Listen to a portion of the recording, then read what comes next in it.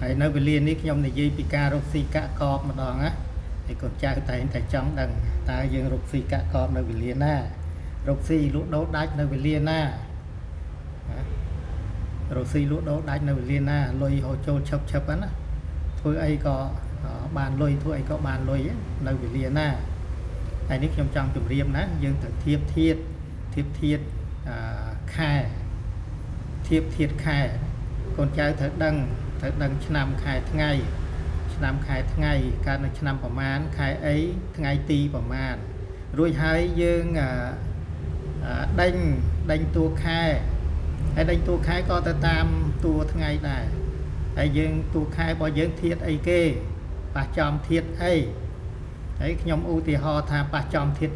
ឈើបូកអញ្ចឹងទៅអញ្ចឹងយើងមើលទៅលើតារាងវ័យចរឬក៏ដំណើរជីវិតតារាងវ័យចរហ្នឹងណាយើងមើលកឡោនដែលមានធាតុមើលយើងបើសិនយើងធៀបទៅយើងមានធាតុតួខែគឺឈើបូកអញ្ចឹងយើងមើលនៅលើកឡោនតារាងវ័យចរគឺមានធាតុដីដកនៅកឡោនណារួចហើយយើងមើលទៀតកឡោនហ្នឹងតើមានតារាទេពណា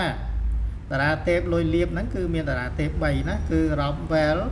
Indirect Well ហើយនឹង Direct Well មាន3ហ្នឹងណា3ហ្នឹងគឺលុយដូចគ្នា Rockwell ហ្នឹងគឺបានមកដោយលុយបន្លំចាប់ចម្រិតយកហើយចាប់ចម្រិតយកស្របច្បាប់ណាមិនខុសច្បាប់ទេចាប់ចម្រិតយក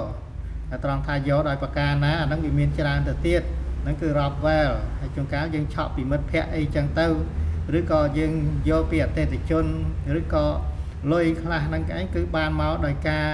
លក់ក្នុងតម្លៃថ្លៃណាមួយចឹងទៅហ្នឹងក៏ហៅថា Rockwell ដែរណាចំណេញខ្ពស់អាហ្នឹងក៏ហៅថា Rockwell ដែរហើយ Indirect Well គឺលុយបានមកពីការបណ្ដាក់ទុនDirect Well គឺលុយចូល Direct ហ្នឹងគឺចូលហើយមកផ្ទាល់ចឹងអល់មកយើងអញ្ចឹងលុយហ្នឹងគឺចូលអត់មានចេញទេតែទាំង3ហ្នឹងឯងនៅក្នុងតារាងរិស័យរបស់យើងតារាងវ័យចររបស់យើងហ្នឹងមានទាំង3ហ្នឹងនៅវេលាណាអញ្ចឹងយើងរាប់ទៅអាហ្នឹងឯងគឺនៅវេលាហ្នឹងឯងមានរយៈពេល10ឆ្នាំ20ឆ្នាំជាទូទៅមានរយៈពេល20ឆ្នាំណា10ឬក៏20ឆ្នាំហ្នឹងឯងគឺយើងទទួលបានទ្រព្យសម្បត្តិការលក់ដូរហ្នឹងឯងគឺលក់ដាច់សំប្រកបមានរយៈពេលវែងណា20ឆ្នាំហើយអញ្ចឹងត្រង់ថាតើកូនចៅកូនក្មួយរិស័យរបស់យើងប្រចាំជីវិតរបស់យើងហ្នឹងណាតើមានជួបនឹងតារាទេពទាំង3ហ្នឹងដែរឬក៏អត់ណាទី1គឺ Rockwell ទី2គឺ Indirect Well ទី3គឺ Direct Well ប៉ះមួយណាមុនក៏បានដែរណា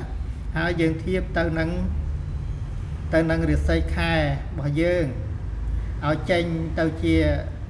ធាតុទាំងពីរហ្នឹងណារវាងធាតុខែហើយនឹងធាតុវ័យចររបស់យើងគឺប៉ះចំធាតុជោគលៀបហើយហ្នឹងឯងគឺយើងលក់ដូរដាច់ហើយលក់អីក៏ដាច់ដែរណាហើយបើមិនជឿសង្កេតមើលខ្លួនឯងឲ្យខ្ញុំដេញរិស័យជូនមើលឲ្យខ្ញុំដេញរិស័យជូនហើយជួបខ្ញុំណាជួបខ្ញុំតាម Telegram ឲ្យខ្ញុំដេញរិស័យជូនទៅ Telegram ខ្ញុំទៅ016 860 678 សូមអរគុណច្រើន